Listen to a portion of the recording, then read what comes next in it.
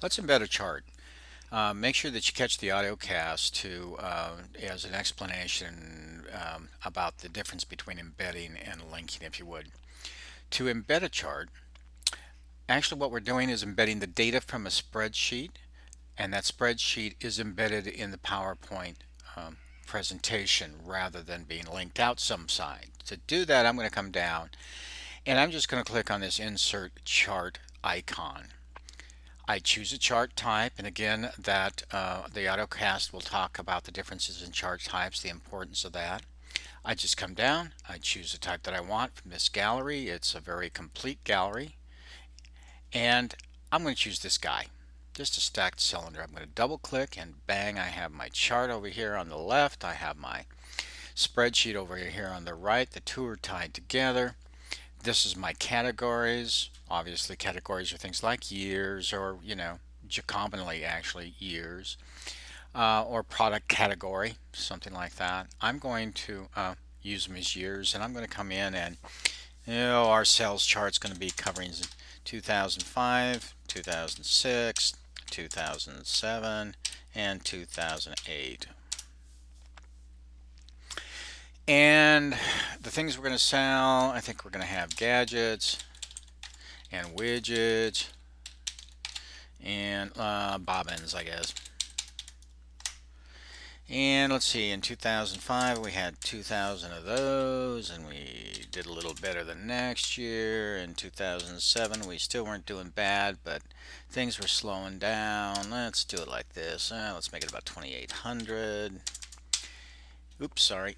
I'm going to go back and make my changes. 2,800. And of course the recession hit and life got worse, so we fell back down to about 2,300. Widgets don't sell better, so 1,800, and then we had about 2,200, and here we had about 2,700. They were catching up, but came the recession, things got bad, and we dropped down here to about 1,700. Bobbins, let's see, we had bobbins. Bobbins is the slowest seller, so let's say we got 1,500 of those guys, and we've got ourselves about, oh, I don't know, 2,000 here, and then we had about, 2,200 here, and we had about, let's see, bad year, so let's say 1,300 fell way back. Done entering my data, I have my categories, I have the things that I'm working with, and I close my spreadsheet. It's automatically saved for me. It becomes part of the show, so it doesn't have to ask where do I want to save this thing. So here's my chart.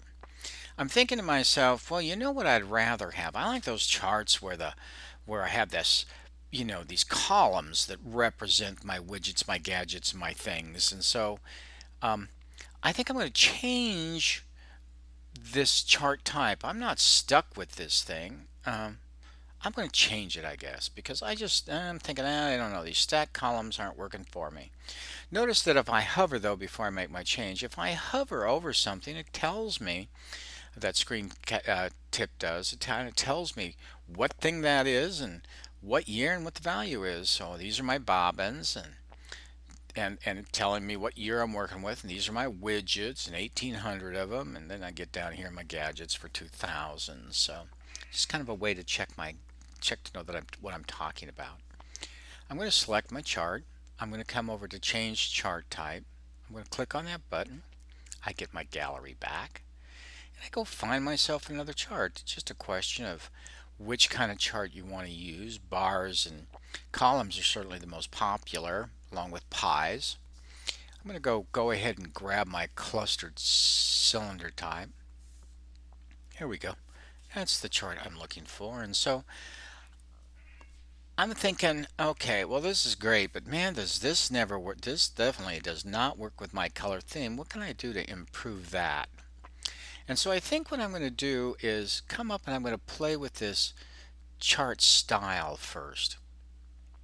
And so I'll click on my gallery and I'll just see if there's anything in there that looks, interesting to me. And I can certainly come choose one by simply clicking on it to see if I find something intriguing, and well, you know, maybe I'll play with this for a minute because charts are enormously modifiable in terms of formatting, and we can do anything we want to with them. Um, I'm going to start by simply clicking on this black back wall, and when I click on some part of a chart and go to format, my formatting tools are available for that object. These charts are made up of a bunch of different objects, and the back wall is this one, and I can come along and say, okay, well, I think what I'll do is throw that in. Why not? I can work off of this if I want to. If that's not what I want to do, I can come over to here and just grab my drop down list. It'll name all of the different objects that the chart is made up with, and then I go in and choose format selection, and I decide what I want to put back there. And like everything else, you've got to make these choices. I'm going to say, let's see, I'm going to call this, I guess I want to make this rectangular, and I'll bring it out from the center, and maybe I'll choose a color that's maybe a little lighter than that, and I can change how far out it comes, and you can see I can play with that, and yada yada yada, and those are all things for you to do. I'll go close. Maybe this time I'll just change the chart area. That's this thing back here. Format my selection again.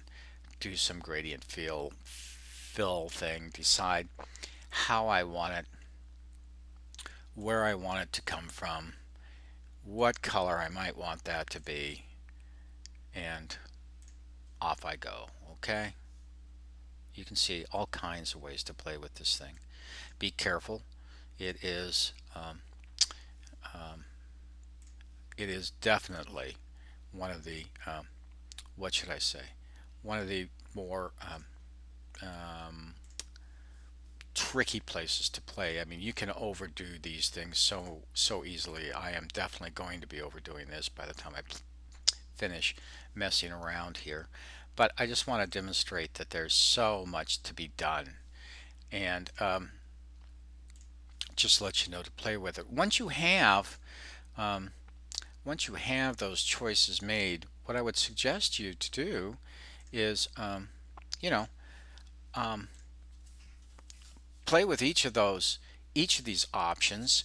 Careful when you're playing with things like the axes and this legend in terms of these sort of word out objects. You can see that they become almost blind. You almost won't be able to see them when you play with that too much. If I decide that I need to change my data, I simply double click on my chart. It'll bring up my design tab on the charting tools, and I notice I can go in, edit my data, come back in and make whatever changes to my data I may want. What happens if I simply I'm going to try something really quick. I'm going to say I want to rearrange where the data is, and so I'm going to select my data. I'm going to move my data. I say okay,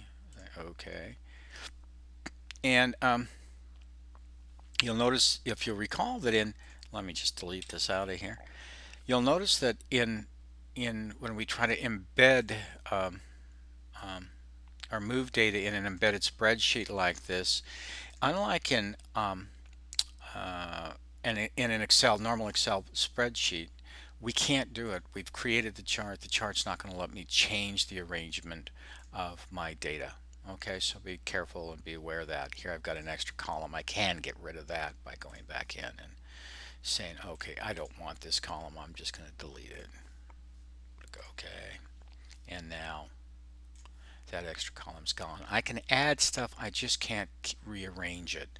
So be aware of how you want your columns to go, how you want your data to look. There's a lot of design considerations to be made in working with charts. They're very, very powerful things. Okay, thanks for listening.